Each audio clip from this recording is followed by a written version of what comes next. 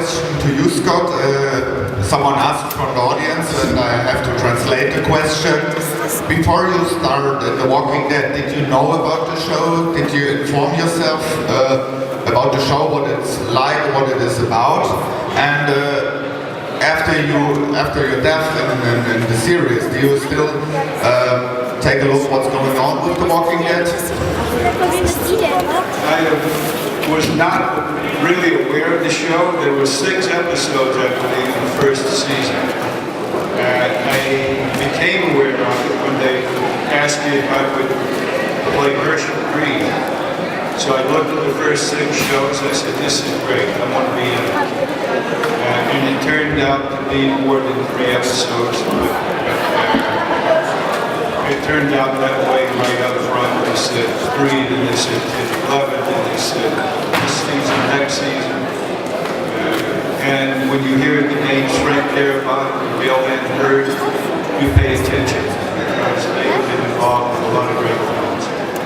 And after I was killed, I do watch the show. Unfortunately, I haven't had the time to watch them in sequence, so I kind of am holding off now, and I'll wait until I can binge watch it and watch all of them in sequence after that, because I am a fan of the show and of the actors that are on the show. So a question to you, Jeff. You've been in 4 episodes. When you got the script, how did you prepare for the role? Well, I prepared for the role by trying to enter the world that this character lives in, and it's a fascinating world to enter because you have to. The conditions are so strong. Like, imagine that. I don't know what the percentage is, but maybe 5% of the people are people, and the rest of them are zombies. So you're almost ready to die at any moment. And what are you willing to do to stay alive? And the script tells you what you're willing to do to stay alive, which is, be an alpha and, take out anyone who is in your way and who might threaten you. And just owning that kind of condition really pushes you a lot in the direction of being that character. Are there any questions from the audience? Fragen aus dem Publikum. You see, they're all satisfied. Come over here. Hurry up. Hurry up, hurry up, hurry up. Run. Run.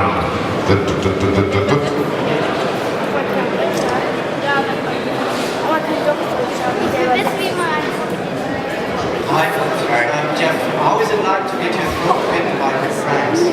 Very uncomfortable.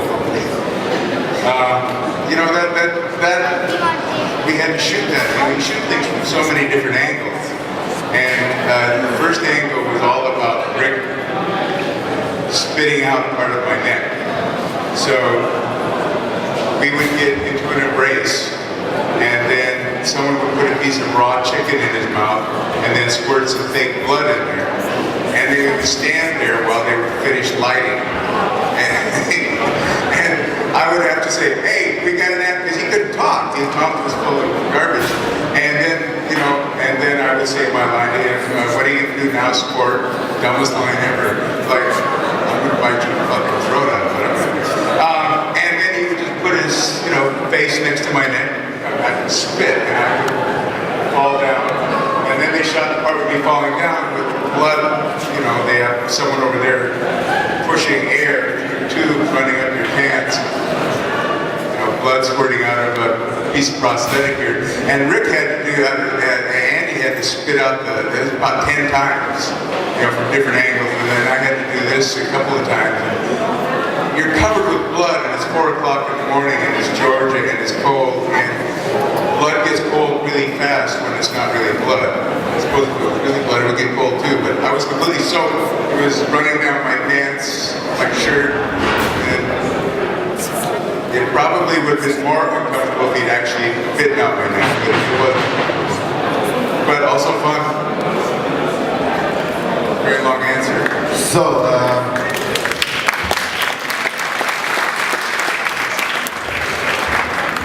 question to you both. In The Walking Dead, of course, there are a lot of scenes with zombies. Some have a few zombies and some have many zombies. In the case of shooting those scenes, are they very complex with all the makeup and the stuff and going on, and they do a CGI in some scenes later? Can you tell us or give you a little insight about the experience to shoot those scenes when a lot of zombies are involved? Are they complicated? And can you tell us something about that? You have a lot more experience with zombies than I do. I only had one in my scene. My first day on the set, they were taking me to the dressing room, or to the makeup trailer. And I ended up in Greg Nicotero's makeup trailer, which was not the one I was intended to be going to. But I stayed there and watched them make the zombie. I was fascinated by it. These guys that do the zombies are real artists. And they said, well, you're in the wrong makeup drill. I said, I know, I want to stay and watch those. So, over what they have, what he has done is has three layers of zombies. The ones that are going to be featured is one, and they do much more intensive work on them. They make them much more complicated. It's more of their artistry goes into it. There's the second layer of zombies that will be seen, but not close up.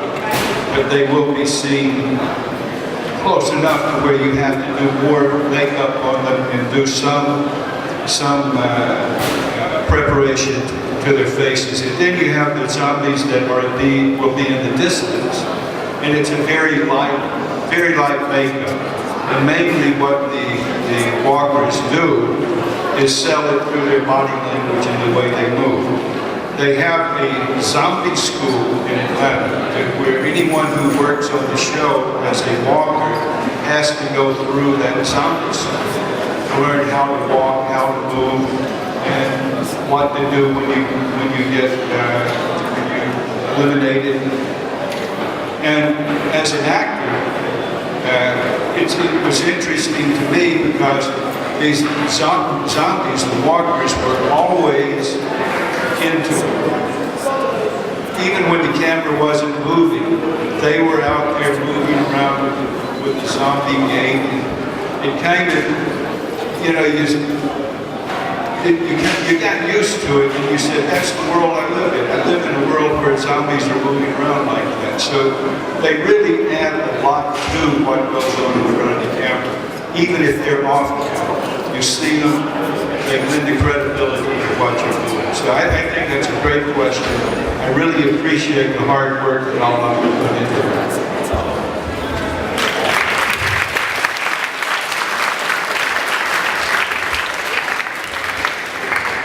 So a question to you, Jeff. You starred in many television shows that now have a cult following, like Buffy the Vampire Slayer. Do you think that you are drawn to this kind of genre, that you are drawn to the horror genre because you starred in many series like Poltergeist and the Kindred and The Walking Dead and everything? I think that it's not so much I'm drawn to it, but it was drawn to me because in the first part of my career I was really, really dark. I had a lot of really unprocessed emotional baggage, and I scared people, and so they said, well, we might as well put you in a show where you can scare people and make money from it. And as I've gone through it, you know, I've changed. I let go of a lot of that darkness, but apparently it still plays on camera. So I think that's the. So you both are in the business for a long time. In your case, Scott, your first movie was, I guess, In the Heat of the Night, 1968. So have you ever been to the point where you said, I don't want to do this anymore? Never. It reached the point where they said, we don't want you anymore. But I went, you know, I've been lucky. I was acting 5.5 years before I got my first film role. I was doing plays and workshops. Then I got blessed. I was very lucky and got some great roles with some great people. And that lasted for a number of years, and all of a sudden, bang, I hit the wall. I was out of work for 4 years. I couldn't even get an interview. It was like starting all over. And if you're going to be an actor, those things happen to you, and you have a decision to make at that time. Do I really want to be an actor? Should I find another way to make a living? Or should I start over? Because that's what you're doing in essence, you're starting over. So you have those holes in your career. I've been acting 53 years now, but I love it, and I will continue to do it if I'm fortunate enough to.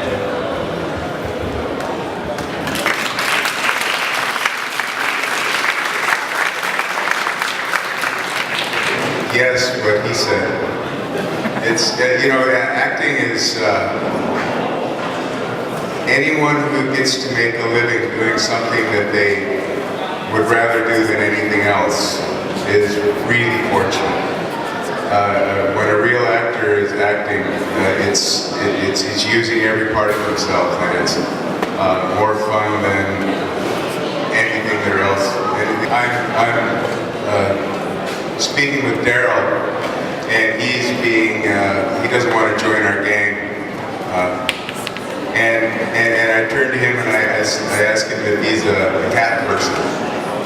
And it's the best dialogue, man. Like, are you a cat person, Daryl? And I said, I am.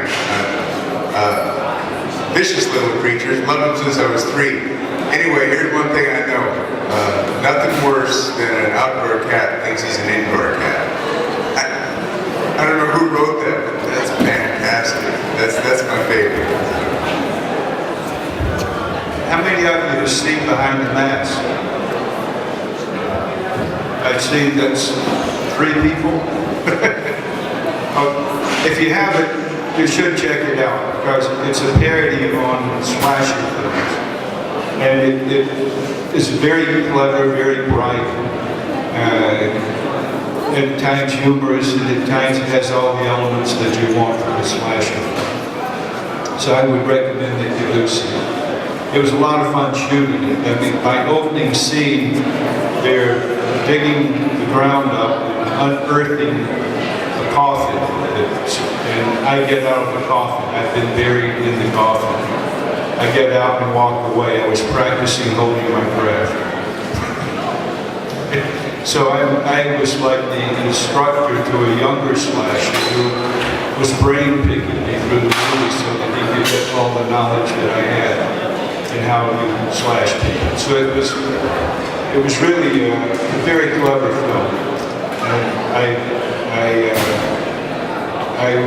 And the lead actor is this wonderful actor. He should be working all the time. All the actors are very good, but he's professional.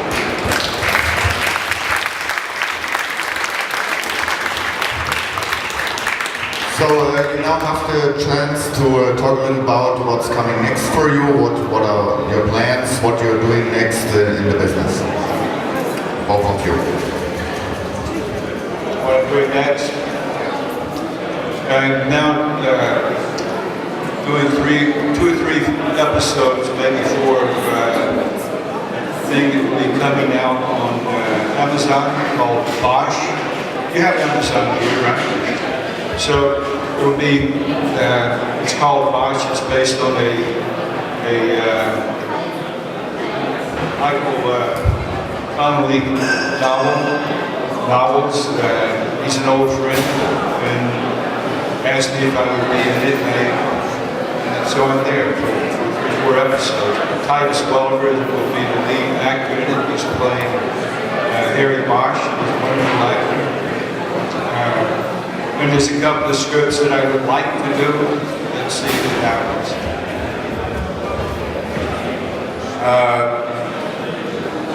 I've done a couple of movies. I can't remember the names of any of them, and I don't know if they're coming out or not. And I'm about to do another movie called I Do, a lighthearted romantic rom or figure, and just doing a little bit of guest star work here and there. I just finished an NCIS New Orleans and starting work on a play.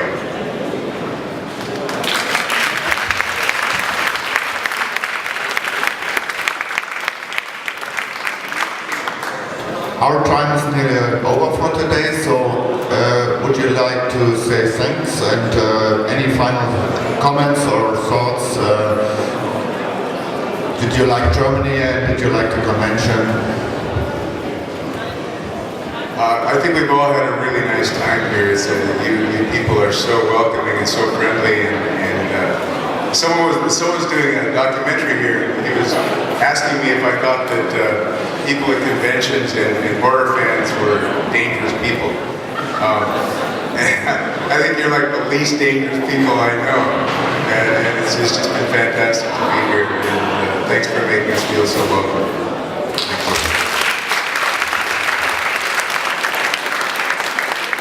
I will piggyback that. I agree with 100%, with Jeff 100%. You're a great fan base. It's really been, really had a wonderful time here. It's getting close to the end of the day. We'll be at our table for another 10 minutes. If you're interested, that's where you'll find us. So thank you very much. Ladies and gentlemen, Mr. Washington, Mr. Jeff Over, Mr. Scott Winston.